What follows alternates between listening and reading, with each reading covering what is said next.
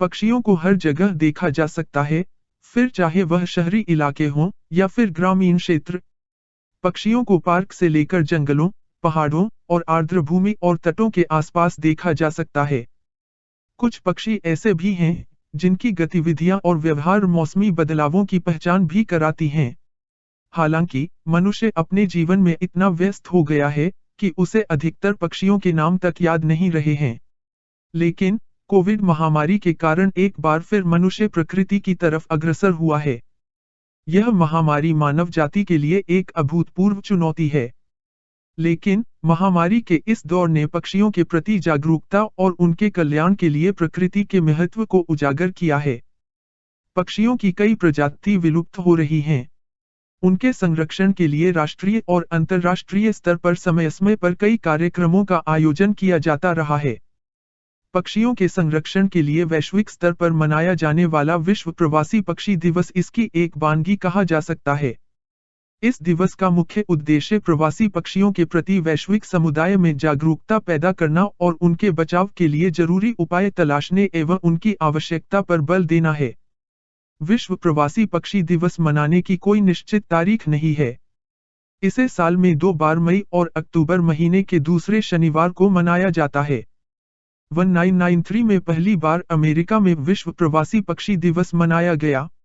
यह दिन पश्चिमी दुनिया में सफलतापूर्वक मनाया जा रहा था, लेकिन दुनिया के बाकी हिस्सों में इसे नहीं मनाया जा रहा था। उसके बाद से प्रवासी पक्षियों के लिए एक दिन निश्चित किए जाने का विचार किया गया।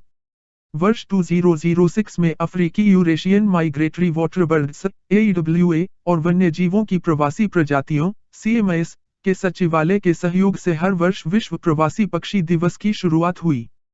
हर वर्ष इसकी एक अलग थीम होती है। वर्ष 2021 की थीम सिंग फ्लाई सोर लाइक ए बर्ड है।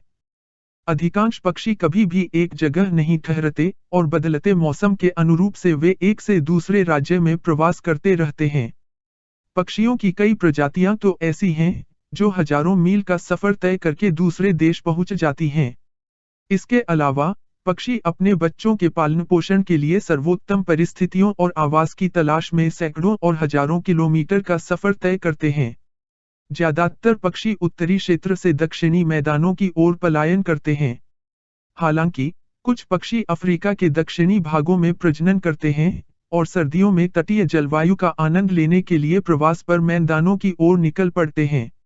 अन्य पक्षी सर्दियों के महीनों के दौरान मैदानी क्षेत्र में रहते हैं और गर्मियों में पहाड़ों की ओर चले जाते हैं।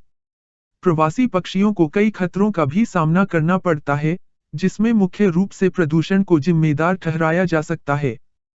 प्रदूषण से न केवल स्थानीय पक्षी प्रभावित होते हैं, बल्कि इससे प्रवासी पक्षियों के लिए संकट खड़ा हो रहा है। प्रदूषण के कारण पक्षियों का जीवन बेहद मुश्किल हो जाता है और इससे पक्षियों को अपने प्रवास को सफलतापूर्वक पूरा करना कठिन हो जाता है। इसके साथ ही पक्षियों का अवैध शिकार भी एक गंभीर समस्या है।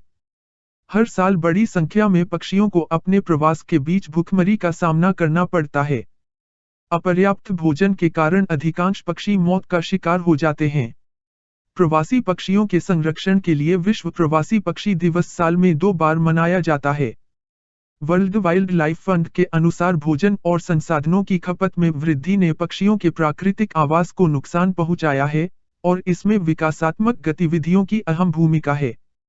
लिविंग प्लेनेट इंडेक्स के अनुसार वर्ष 1970 से 2014 की अवधि में पशु एवं पक्षियों की आबादी में 60% की गिरावट हुई है। आर्द्र भूमि प्रवासी पक्षियों की गर्म प्रजनन स्थल मानी जाती है, लेकिन ढांचागत संरचनाओं और विकासात्मक गतिविधियों में वृद्धि के साथ आर्द्र भूमि तेजी से समाप्त हो रही हैं।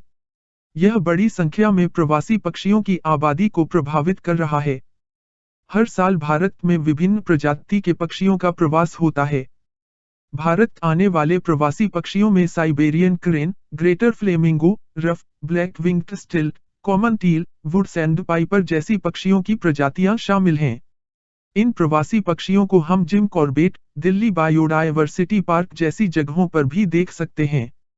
हालांकि जलवायु परिवर्तन के कारण प्रवासी पक्षियों की संख्या में तेजी से गिरावट दर्ज की जा रही है। ऐसे में हमें यह समझना जरूरी है कि प्रवासी पक्षी हमारी एक साझा प्राकृतिक विरासत हैं और इनका भी संरक्षण बेहद जरूरी है। India science wire.